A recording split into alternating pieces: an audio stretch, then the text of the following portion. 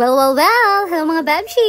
For today's mini vlog mga Bebshi, ay samahan nyo nga kami ngayong mag-outing. Charot, outing. So, sobrang init nga naman ngayon mga Bebshi, ay magpalamig muna tayo sa swimming pool. Huy! Dahil nga naman birthday ng kaibigan ko, kaya naman ay naisipan naming i-celebrate na ang kanyang birthday kahit huli na. Charot. And minsan lang talaga kami nakakapag-bonding pag meron silang mga time or free time. Kung sino nga naman ang nagbitbit niyang cake, ay siya nga naman ang may birthday. Mama ng kaibigan ko nga pala ang gumawa ng cake niya, kaya naman ay special yan. Nandito na nga kami sa pagliliguan naming swimming pool at nag-entrance nga muna kami. 75 yung adults, tapos yung kids naman ay 65. Buti na lang at kakilala ito ng kaibigan ko ay nakales kami sa cottage. Hoy, since nagarito lang din itong isa kong kaibigan si Shawi, kaya naman ay naka-discount din kami sa cottage dito. Before nga namin nilagay itong mga gamit mga Bebshi, ay lalagyan pa pala ito ng cover ang mesa. At dahil nga settled na nga kami dito sa may cottage namin, kaya naman ay pumunta na kami dito sa may pag-ihawan. Buti na lang talaga at hindi maraming tao ngayon. Ang ganda nga naman ng pag-ihawan nila dito mga Bebshi, ay maluwag nga naman. Komportable ka talagang mag-ihaw dito. Kaya naman ang ihawin namin ngayon mga Bebshi ay bangus. Meron na nga kami ditong dalang uling at nagawa na nga kami dito ng apoy. Iba din talaga pagkakaibigan mong kasama mo ay panay tawanan, panay pintuhan. Ito na nga din ang dalawang bangus na ihawin namin mga Bebshi at nilagan ko nga muna ito ng mga ricados. Ang sarap din talaga ng bangus pagkalagyan ng mga ricados, diba mga Bebsh? Tapos na nga namin itong nilinisan ng bangus mga Bebshi, kaya ang ginawa na lang namin pagdating dito, nilagay na lang itong mga ricados. Pinainit na nga muna namin itong uling mga Bebshi, tsaka na namin nilagay itong bangus. Pagka maligo nga naman sa swimming pool or sa dagat, ay ang sarap na namang baunin itong sinugbang bangus or ihawin na bangus or karne, diba mga Bebsh? At dahil incomplete nga naman kami ngayon, kaya dalawang bangus lang naman ang ihawin namin. Insaktong naluto na nga ito mga Bebshi, kaya binaliktad na nga din namin para ito namang kabilang maluto. Ayan, syempre naman dahil matagal kaming hindi nagkita, kaya tsikahan nga naman. Hindi naman talaga mawawala ang mga maritesan, diba mga Bebsh? Kaya naman talaga mga Bebshi, kapag kaibigan ay kasama, hindi maubusan ng kwento. Lalong-lalo na mga tawanan, o diba? Malapit na nga itong maluto mga Bebshi, at okay lang naman na medyo umitim na yung kaliskis niya dahil hindi naman namin yan kakainin. Pwede din naman natanggalan ng kaliskis pero ilagay siya sa foil. Para nga naman ay hindi didikit dito sa griller. Ganyan din naman ang ginagawa ng iba mga Bebshi. At ayan na nga, naluto na nga itong ating inihaw na bangus. Pagkatapos ay pabalik na nga kami dito sa aming cottage. Pagkadiretsyahang plano talaga ay matutuloy nga naman mga Bebshi. Pero pag pinagplanuhan talaga ng matagal ay naku, hindi talaga matutupad. Charot. At least naman kahit hindi kami ngayon kompleto magbarkada na mag-celebrate ng birthday ni June Carl, pero nakapagbigay din naman kami ng time ngayon kahit kami lang. And masaya din naman kami. Insert na lang isa kong kaibigan na hindi pa talaga dumating. Huy! Ayan nga, before nga kami kumain ay nagdasal muna kami. Hindi na nga namin hinintay yung isa pa naming kaibigan na hindi namin alam kung saan na siya naroroon. Charot. At pagkatapos namin nagdasal, nagkanta na nga din kami ng happy birthday. Huy!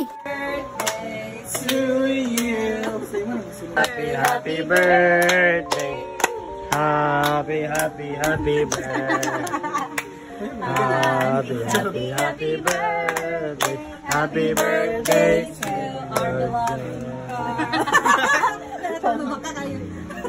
Ayan nga, syempre pagkatapos ng kantahan ay kainan na. Ito na nga ang baon namin. Meron kaming bangus, meron kami ditong lechon manok, syempre ang aming cake, tapos juice lang yung drinks namin, and then kanin. Syempre meron din kami dyang saging na saba, and then ginamos. Tuloy din naman ang celebration kahit yung isa naming kaibigan na hindi pa talaga dumating. Ganyan na talaga sa magkakaibigan ay meron talagang laging late. Ayan na nga at kumuha na nga ako dito ng bangus, at dahil kulang kami sa utensils mga Bebshi, kaya ito na lang mga lagayan ng ice cream ang nilagyan ko. Syempre naman yung taba talaga na part ng bangus yung paborito ko, at nilagyan ko na nga rin niya ng toyo. Kainan na mga Bebshi! Ang sarap talaga ng inihaw na bangus mga Bebshi. Dito sa amin, mura lang din naman ang kilo nito. Tapos masarap talaga sa bangus ay yung malalaki. Pagka malaking bangus kasi mga Bebshi, ang sarap ng taba niya. Kaya naman pagka bumibili kami ng bangus mga Bebshi, ay pinipili talaga namin yung malalaki. Napadami tuloy ang kain ko dito. Nag-fasting pa naman ako. Huy!